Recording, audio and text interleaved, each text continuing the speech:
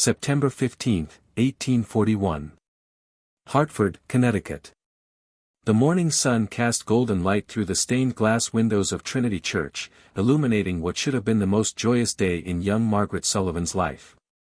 22 years old, the daughter of Irish immigrants who had worked their fingers to the bone in the textile mills, Margaret had somehow captured the heart of Thomas Hartwell, heir to one of Hartford's most established families, whose fortune was built on shipping and land speculation that stretched back 3 generations.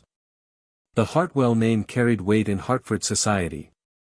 They owned the largest mansion on Prospect Street, employed 12 servants, and their carriages were crafted in Philadelphia by the finest artisans money could buy. Elizabeth Hartwell, Thomas's mother, had married into wealth at 17 and spent 30 years perfecting the art of social superiority. She knew exactly which families belonged in their circle, and which decidedly did not. Margaret Sullivan was not supposed to be walking down that aisle.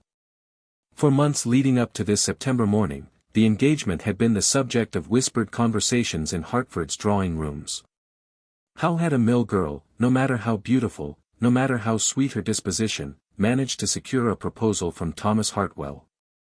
Some said it was love at first sight when Thomas visited the mills on business. Others suggested Margaret had employed more calculated methods to secure her future. But Elizabeth Hartwell had her own theories about Margaret Sullivan, and none of them were charitable. The wedding preparations had taken 3 months. Margaret had moved into the Hartwell estate during this period, at Thomas's insistence and over his mother's carefully concealed objections. The future bride needed to learn the ways of proper society, Thomas argued. She needed to understand how to manage servants, how to host dinner parties, how to carry herself as a Hartwell wife should. Elizabeth agreed to mentor her future daughter-in-law, but those who knew her best might have detected something unsettling in her compliance. The servants whispered among themselves about the mistress's frequent trips to the apothecary, about the special tonics she prepared for Margaret's delicate constitution, about the way Margaret had grown increasingly pale and tired as her wedding day approached. Dr. William Chase, the family physician, had been called to examine Margaret twice in the weeks before the ceremony. Both times, he found nothing conclusively wrong, perhaps wedding nerves, perhaps the strain of learning to navigate high society, perhaps simply the exhaustion that comes with planning such an elaborate celebration. Margaret herself confided to her diary, later discovered by investigators, that she felt as though she were being watched constantly, studied, evaluated. Mrs. Hartwell is kind enough, she wrote, but I sense her measuring me against some standard I can never hope to meet. She prepares my morning tea herself, insisting I need strengthening tonics for my wedding day. I have never felt so weak in my life. On the morning of September 15, Margaret woke with a strange metallic taste in her mouth. Her stomach churned, but she attributed this to wedding day nerves. Elizabeth helped her dress, personally arranging every pearl button on the elaborate silk gown that had cost more than Margaret's family earned in 2 years. "You look pale, dear," Elizabeth murmured, applying rouge to Margaret's cheeks. "We must have you looking perfect for Thomas."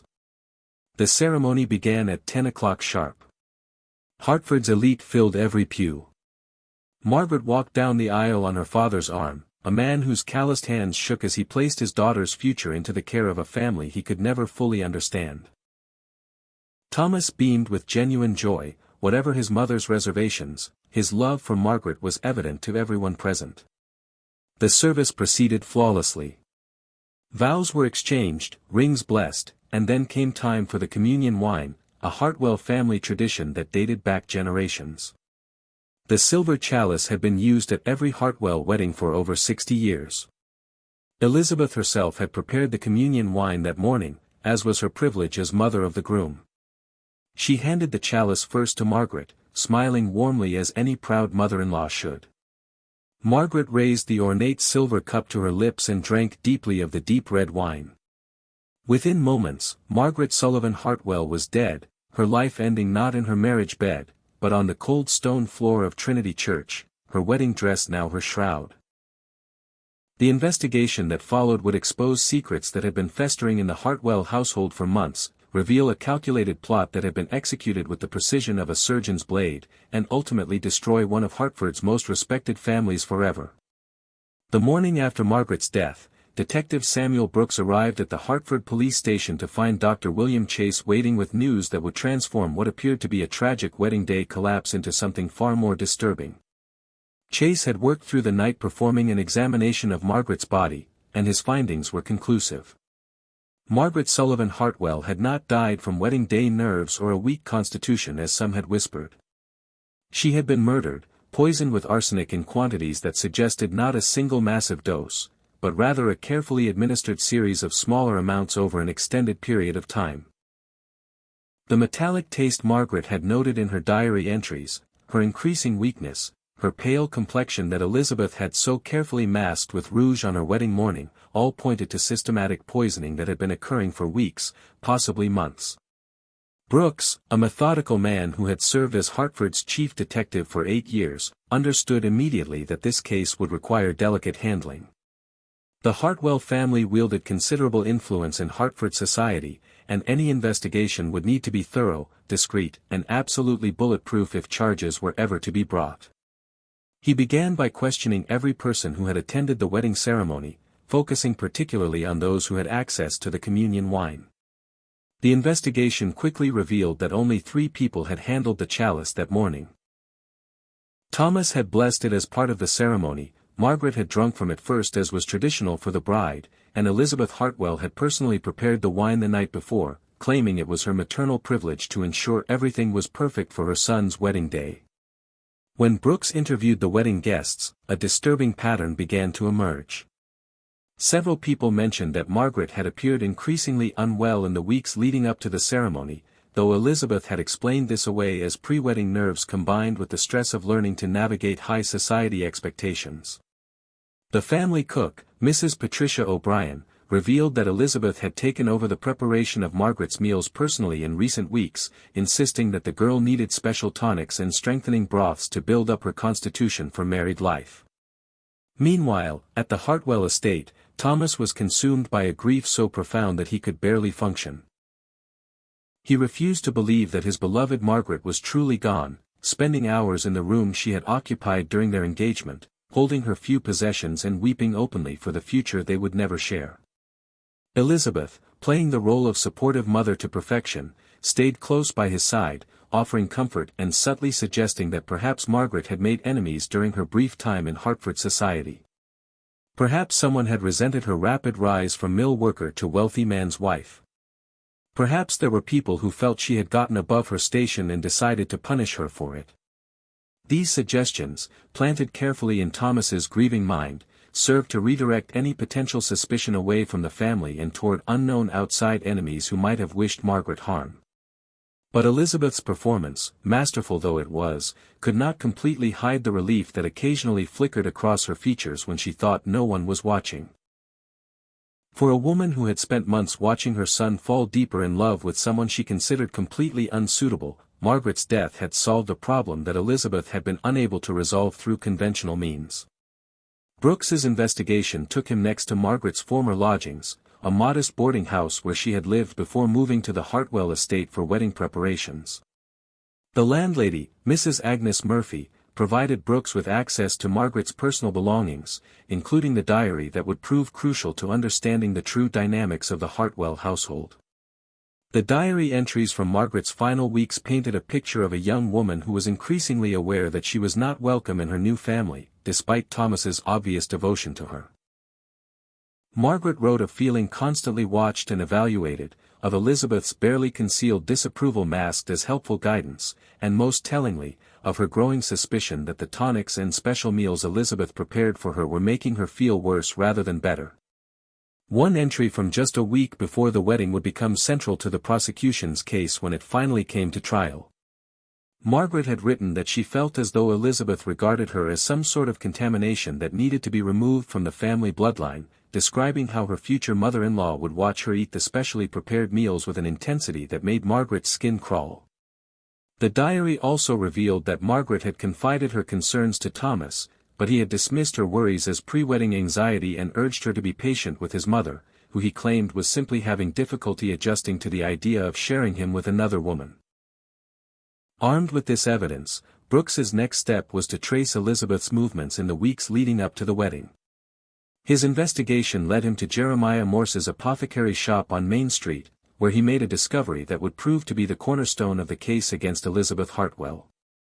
Morse, a meticulous man who kept detailed records of every transaction, revealed that Elizabeth had made not one but several purchases of arsenic over the previous 2 months. Each purchase had been relatively small, Morse explained, and Elizabeth had claimed she needed the poison to deal with a persistent rat problem at the estate. This explanation had seemed reasonable enough at the time, Morse noted, as arsenic was commonly used for pest control in 1841. However, when Brooks examined the purchase records carefully, he discovered that the timing of Elizabeth's visits to the apothecary coincided precisely with the periods when Margaret's health had taken noticeable turns for the worse. The first purchase had been made just 3 days after Margaret moved into the Hartwell estate. The second came 2 weeks later, around the time Margaret first mentioned feeling persistently tired in her diary. The third and largest purchase occurred just 10 days before the wedding, during the period when Margaret wrote about the strange metallic taste that had begun plaguing her mornings. Morse also provided another crucial piece of information. Elizabeth had asked detailed questions about the proper dosage of arsenic for pest control, claiming she wanted to ensure she used enough to be effective but not so much as to endanger the household pets. In retrospect, these questions took on a far more ominous significance, suggesting that Elizabeth had been carefully calculating exactly how much poison she could administer without causing immediate death or obvious symptoms that might raise suspicion. When Brooks presented this evidence to Thomas, the young man's world shattered completely. The realization that his own mother had systematically murdered the woman he loved was almost more than his mind could process. Thomas had always known his mother disapproved of his choice of bride, but he had never imagined she would resort to murder to prevent the marriage. The confrontation between mother and son took place in the garden of the Hartwell estate on a crisp October evening, exactly 1 month after Margaret's death. Thomas, armed with the evidence Brooks had gathered, demanded an explanation from Elizabeth. Her response revealed the depth of her hatred for Margaret and the lengths she had been willing to go to preserve what she saw as the family's honor and bloodline. Elizabeth felt no remorse for her actions. In her mind, she had saved the Hartwell family from contamination by inferior blood. Margaret Sullivan, no matter how beautiful or charming, was the daughter of Irish immigrants who worked in mills. Her children would have diluted the family's prestigious lineage, and Elizabeth could not allow that to happen. But Elizabeth's confession revealed an even more tragic dimension to her crime. Margaret had been pregnant at the time of her death, a fact that Elizabeth had discovered through careful observation and her own inquiries with the family physician.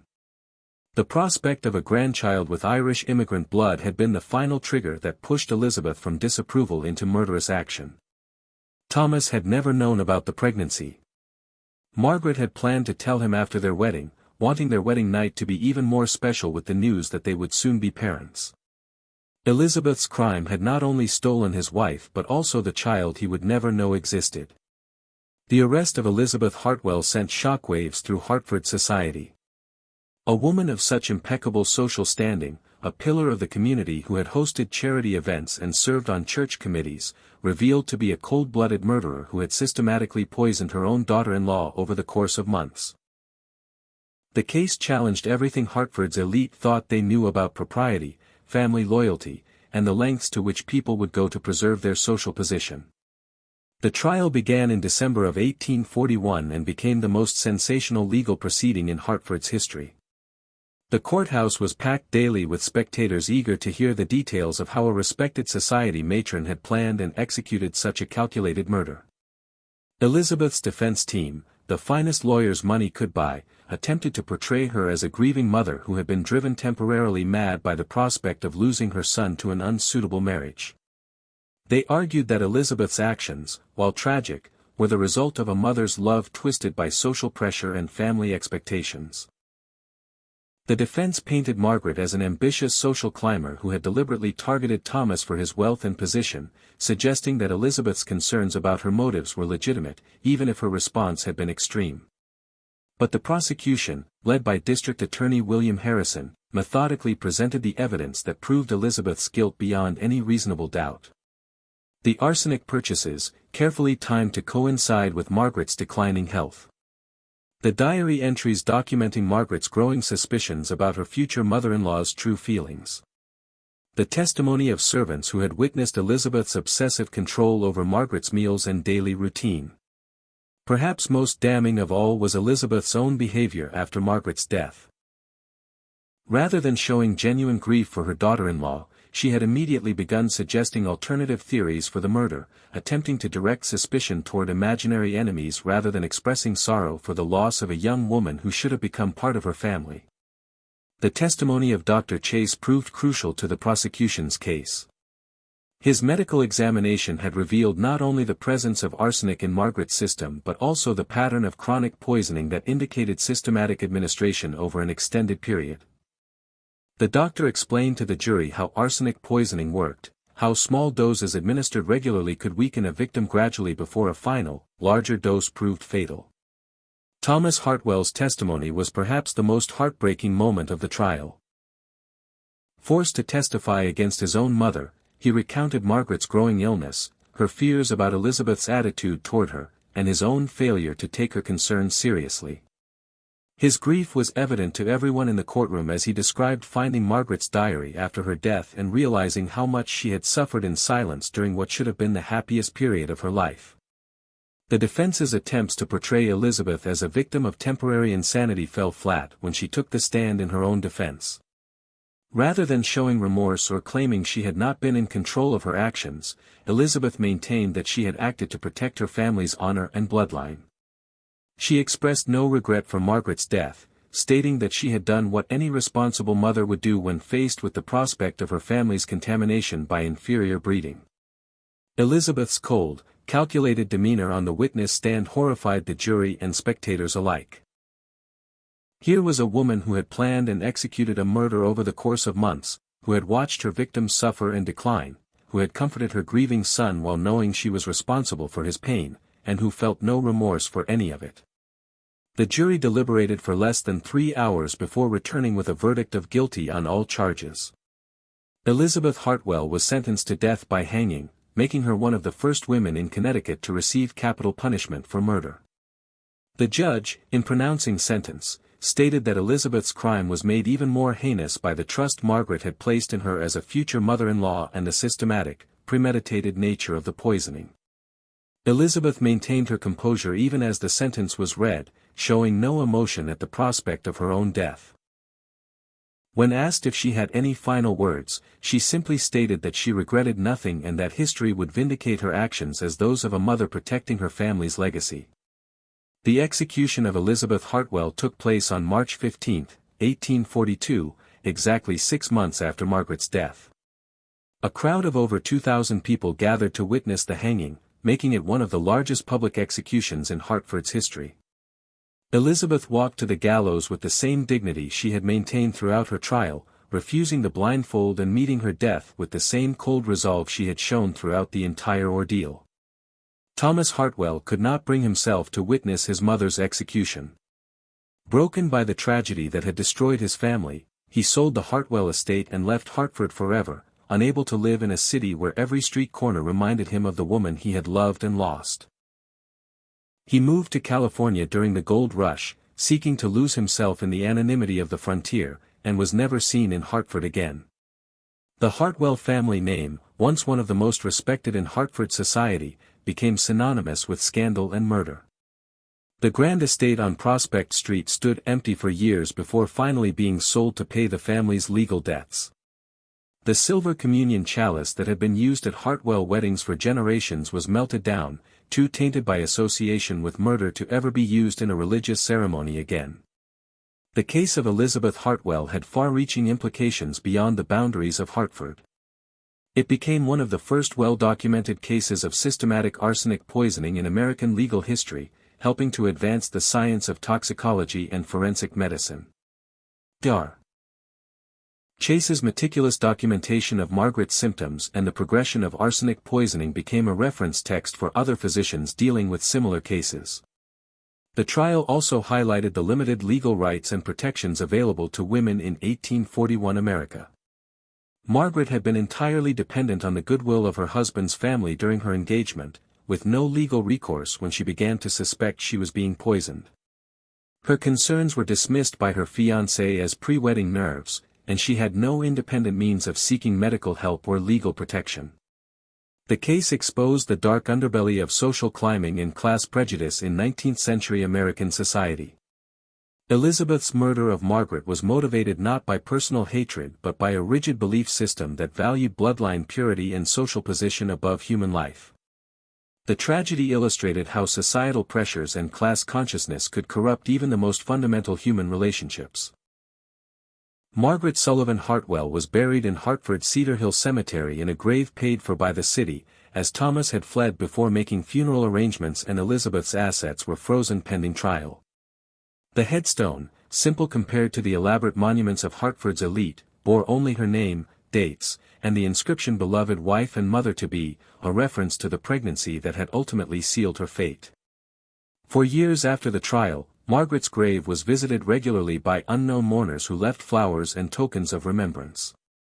Some were fellow Irish immigrants who saw in Margaret's story a cautionary tale about the dangers of trying to cross class boundaries. Others were women from all social levels who recognized in Margaret's fate their own vulnerability in a society that gave them few rights and little protection. The case of the Hartford wedding scandal, as it came to be known in newspapers across the country, served as a stark reminder that evil could hide behind the most respectable facades, that social position and wealth provided no guarantee of moral character, and that the pursuit of status and bloodline purity could drive people to commit the most heinous crimes. Elizabeth Hartwell's legacy was one of calculated evil masked by social propriety, a woman who valued her family's reputation more than human life and who went to her own death without expressing a moment's regret for the young woman whose only crime had been falling in love with the wrong man's son. Margaret Sullivan Hartwell's legacy was that of an innocent victim whose tragic death exposed the corruption that could fester beneath the surface of respectable society, and whose memory served as a reminder of the price that could be paid for challenging social boundaries in 19th-century America. The story of Margaret and Elizabeth Hartwell remains one of the most shocking examples of domestic murder in American history, a tale of love destroyed by prejudice, of trust betrayed by those who should have provided protection, and of the ultimate price paid when social ambition and class hatred overcome the basic human values of compassion and family loyalty. If you found this tragic tale of the Hartford wedding scandal as compelling and disturbing as we did, please take a moment to subscribe to our channel for more true crime stories from American history. Like this video, if you appreciate our in-depth research into these forgotten cases, leave a comment sharing your thoughts on this shocking story of family betrayal and murder, and share this video with others who enjoy historical true crime content. Your support helps us continue bringing these important stories to light and ensuring that victims like Margaret Sullivan Hartwell are not forgotten by history.